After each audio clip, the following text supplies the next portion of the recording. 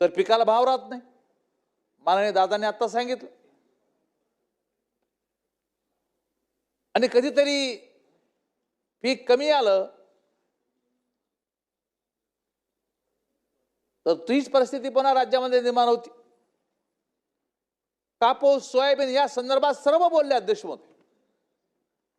आम्ही आज सकाळपासून सांगतोय की नाफेडचे खरेदी केंद्र सुरू करा, CCIचे खरेदी केंद्र सुरू करा. मी तुमच्या समोर आमचे मित्र मंत्रीजींनी मला एक पेपर कटिंग पाठवली, तुम्हाला पाठवतो अध्यक्ष महोदय, की ज्या पद्धतीनं अत्यंत नियोजनबद्ध पद्धतीनं हे प्रशासनातले अधिकारी ज्या पद्धतीनं काम करू लागलेले अध्यक्ष महोदय, ते शेतकऱ्यांच्या मुळावरती जीवावरती उठलेले या ठिकाणी आम्हाला दिसतात अध्यक्ष महोदय. यामध्ये आम्हाला बदल करण्याची गरज आहे. आम्ही निश्चितपणे आज शेतकऱ्यांचा आवाज म्हणून आम्ही या ठिकाणी उभा आहोत. आम्ही आमच्या डोळ्याने उद्ध्वस्त होणारा शेतकरी पाहू शकत नाही अध्यक्ष महोदय. मायबाप सरकारला आम्ही विनंती करणार आहे आपल्या माध्यमातून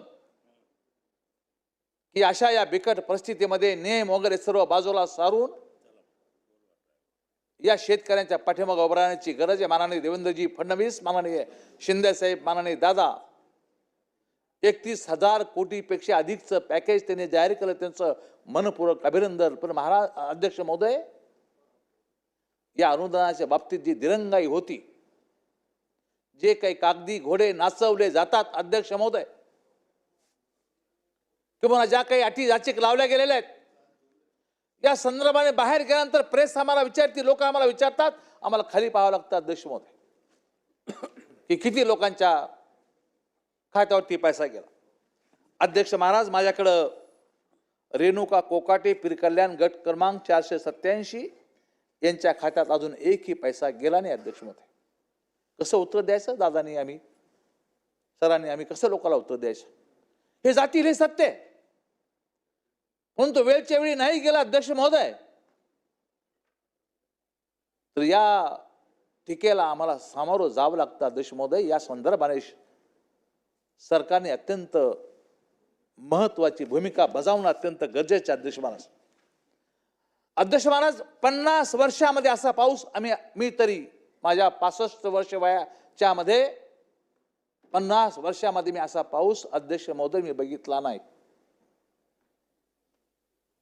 एवढा भीषण पाऊस, अवेळी पडणारा पाऊस, एका वेळेस पडणारा पाऊस हा बघितला नाही अध्यक्ष महाराज. आणि अशा परिस्थितीमध्ये माझ्याकडे वागरा सरकार आहे अध्यक्ष महाराज. वागरा सरकार तुम्ही आपण काय करतो अध्यक्ष महाराज, की जे हवामान स्वयंचलित केंद्र आहे, या स्वयंचलित केंद्राचा आधार घेतो,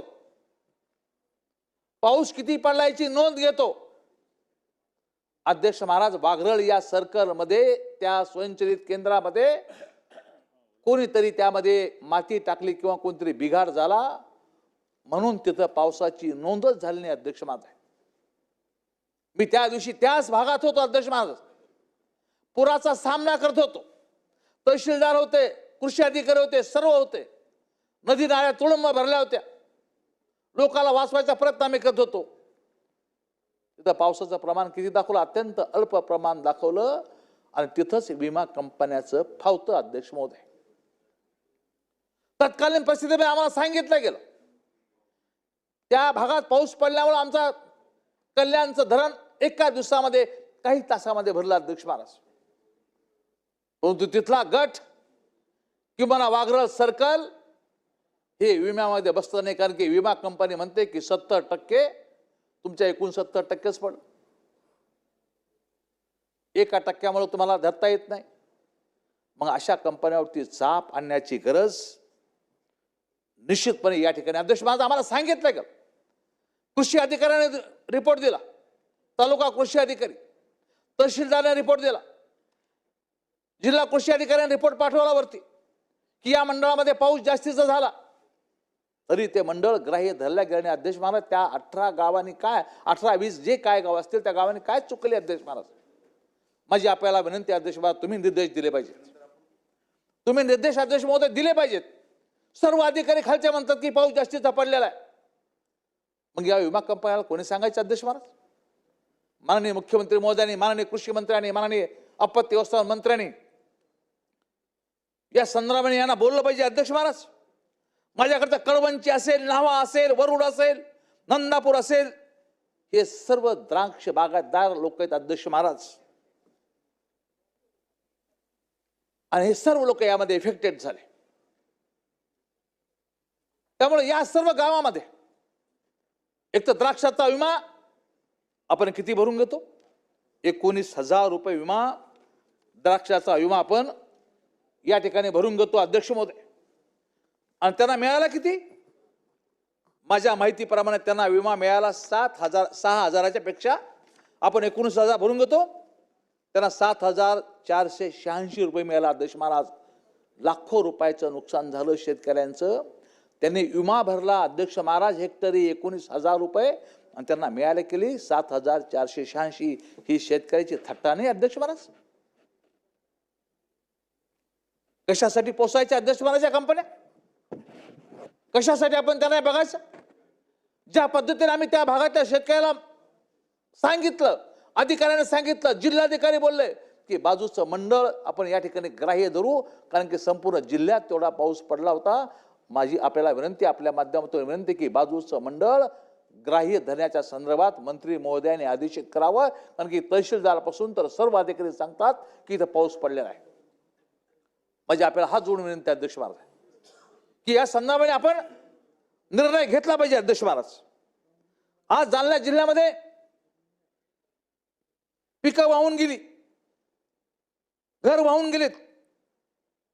या सर्व संदर्भामध्ये अत्यंत काळजीपूर्वक पाहणी करून आम्ही या संदर्भात रिपोर्ट पाठवला. तो जशाच्या तसा रिपोर्ट या ठिकाणी मान्य केला पाहिजे अध्यक्ष महाराज. आमचं शहर हे लोखंड वितळून या देशाच्या इन्फ्रास्ट्रक्चरला हातभार लावण्याचा काम करतं अध्यक्ष महाराज. सलिया निर्माण करणारा आमचा जिल्हा अध्यक्ष महाराज. राज्याच्या आणि देशाच्या GDP मध्ये हातभार लावणारा आमचा जिल्हा अध्यक्ष महाराज. तुम्हाला कल्पना आहे? आणि मग एवढ्या मोठ्या पद्धतीने देशाच्या आणि राज्याच्या GDPला हातभार जिल्हा लावेत असेल तर मग त्या जिल्ह्यावरती वक्र नजर कशी अध्यक्ष महाराज आपल्याला करता येईल? मला आपल्याला सांगितलं पाहिजे अध्यक्ष महाराज की 29,342 क्षेत्र पाण्याखाली गेलं. 10,872 हेक्टर क्षेत्रफळ जालना तालुक्यात थेट नुकसान झालं. 3 तलावाच्या भिंती फुटल्या. 42 गावातील रस्ते वाहून गेले. 400 ते 700 घराचे संपूर्ण अंशतः नुकसान झाले. कापूस, सोयाबीन, द्राक्ष पूर्णपणे पाण्यात गेले अध्यक्ष महोदय. अध्यक्ष महोदय 400 कोटी रुपये नुकसान भरपाई आमच्या जिल्ह्याला मागणी आम्ही केली अध्यक्ष महाराज. आणि आज जालना तालुक्याला हवे फक्त 125 कोटी अध्यक्ष महाराज. प्रत्यक्षामध्ये किती मिळालं? 40% सुद्धा सभागृह थक्क होईल. 40% सुद्धा आम्हाला या ठिकाणी मिळालं नाही अध्यक्ष महोदय. जालना तालुक्यामध्ये 10,872 हेक्टर नुकसान असूनही केवळ 23% प्रकरणाला मंजुरी आत्ता या ठिकाणी या वेळेला आपण या ठिकाणी केलेली आहे. PG ड्रोन 1 या ड्रोनचा सर्वे 64% प्रलंबित आहे. विमा कंपन्याने 52% दावे तांत्रिक कारण सांगून रोखलेले अध्यक्ष महोदय. वाघरूळ सरकारचं हेच आहे अध्यक्ष महोदय. सांगितल्याप्रमाणे प्रजन्यमापक यंत्र खराब झालं म्हणून तिथं संपूर्ण रोखला गेला अध्यक्ष महोदय. त्यामुळे माझी निश्चितपणे आपल्याला विनंती आहे की या संदर्भाने आपण तातडीनं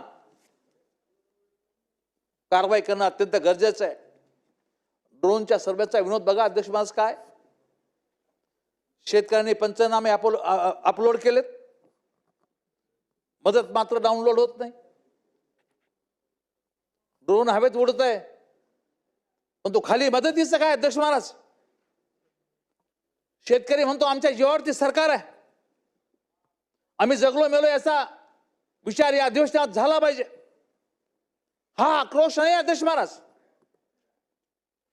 ही जिल्ह्याची जलजलती स्थिती आहे आणि या स्थितीवर निश्चितपणे इथूनच उपाययोजना होऊ शकतात हे मला आपल्याला सांगितलं पाहिजे अध्यक्ष महाराज. अध्यक्ष महोदय, विमा कंपन्यांवर दंडात्मक कारवाई करण्याच्या संदर्भात आता ही वेळ आलेली आहे आणि आपण जर आत्ताच नाही त्यांना रोखला अध्यक्ष महाराज तर निश्चितपणे मोठ्या नुकसानाला आपल्याला आम्हाला तोंड द्यावं लागणार. अध्यक्ष महाराज, या संदर्भाने कायमस्वरूपी उपाययोजना आपल्याला करावी लागणार आहे. मराठवाड्याची वॉटर ग्रीड योजना आहे. एकूण 125 गावं, 4054.44 कोटीची ही योजना हॅम मॉडेलवरील आरएफक्यू निविदा मागवण्याचं काम या ठिकाणी शासनाने निर्णय घेतला. अध्यक्ष महोदय, वारंवार सुधारित पुनर्मंजूर करण्यात यावी अशा प्रकारच्या मागण्या होतात. जो विषय या ठिकाणी माननीय दादांनी मांडला तोच विषय मी निश्चितपणे आपल्या समोर मांडतो. आम्ही गेले अनेक वर्ष मागणी करतो की पश्चिम वाहिन्याचं पाणी आम्हाला मिळालं पाहिजे. नार पार, दमनगंगा या सर्व नद्याचं पाणी आम्हाला मिळावं. इगतपुरीपासून पडणारं जे समुद्राला पाणी जातं ते आम्हाला मिळावं. अध्यक्ष महाराज, धरणे जोडली पाहिजेत, नद्या जोडली पाहिजेत, या संदर्भात निधी आम्हाला दिला पाहिजे. अध्यक्ष महोदय, आणि या संदर्भाने निश्चितपणे सरकारने या संदर्भामध्ये अत्यंत पॉझिटिव्ह अशा प्रकारचं उत्तर द्यावं अशा प्रकारची विनंती मी आपल्या माध्यमातून सरकारला या ठिकाणी करतो.